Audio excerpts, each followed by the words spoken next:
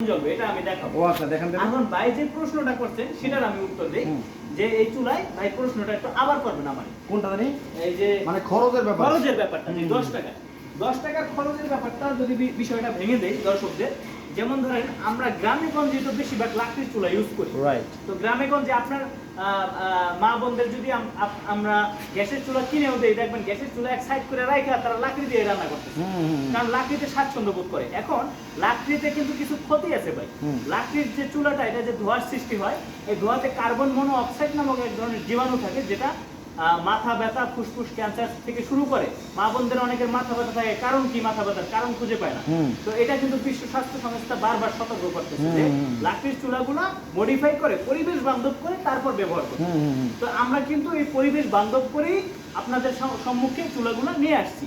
এখন দেখেন এই চুলাটার কিন্তু ভাই আগুন নিভে গেছে, তো আমি এরকম এক পিস দেবো, দেখবেন এটা আবার সারাদিন জ্বলতে থাকবে। আচ্ছা এটা দিয়ে দিলেন? হ্যাঁ দিয়ে দেবো এক পিস। দাঁড়াল আমি ছোট এরকম এই যে পাতলা পাতলা। এটা কি এখন কি আর ফু দিতে হবে না ভাই? কিচ্ছু দিতে হবে না। আগুন নিভে গেলে নিচে যদি একটা দুইটা কয়লাও থাকে, ওই বাতাসে কয়লার সাথে মিক্সিং হয়ে আবার আগুন জ্বালাই দেবে একাই। হ্যাঁ এই যে দেখেন আগুন উঠতেছে, এই যে ওরে পাওয়ার।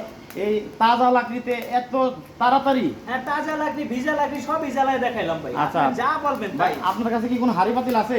হ্যাঁ অবশ্যই হাড়ি পাতিল আছে আমাদের। হাড়ি পাতিলের ব্যবস্থা করেন তো একটু।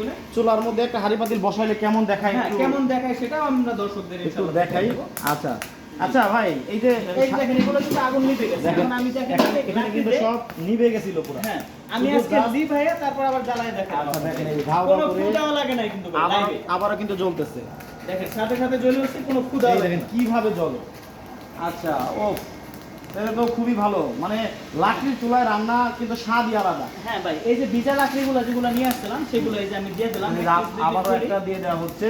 এই এক পিস দুই পিসে মনে করেন যে জ্বলতেই থাকবে ভাই, আগুন জ্বলতেই থাকবে। মামুন ভাই বলছে ভাই বড় লাকড়ি কিভাবে ব্যবহার করবে?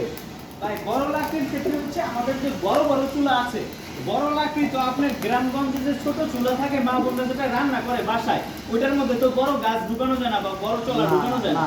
তো আমাদের এখানে যেহেতু লাকড়ি লাগে কম, আপনি যুক্তিটা বুঝতে হবে, আমাদের এখানে লাকড়ি দিয়ে আছে কম। হ্যাঁ তো যেখানে আপনার লাকড়ি দেওয়ার জায়গা নাই ভাই? হ্যাঁ অবশ্যই জায়গা আছে। যেমন এই যে দেখেন এখানে কিন্তু আপনি বড় বড় সাইজের লাকড়ি এইভাবে দিতে পারবেন। হ্যাঁ এই বড় বড় সাইজের লাকড়ি আমাদের এই চুলায় দিতে পারবেন। ওকে এখন মূল কথা হচ্ছে কি ভাই, আমাদের কিন্তু এই চুলাতে লাকড়ির পরিমাণ লাগে কম, সেখানে আপনি বেশি কেন দিবেন? ছোট ছোট কয়েক পিস লাকড়ি দিবেন, আপনি ভাত রান্না শেষ হয়ে যাবে।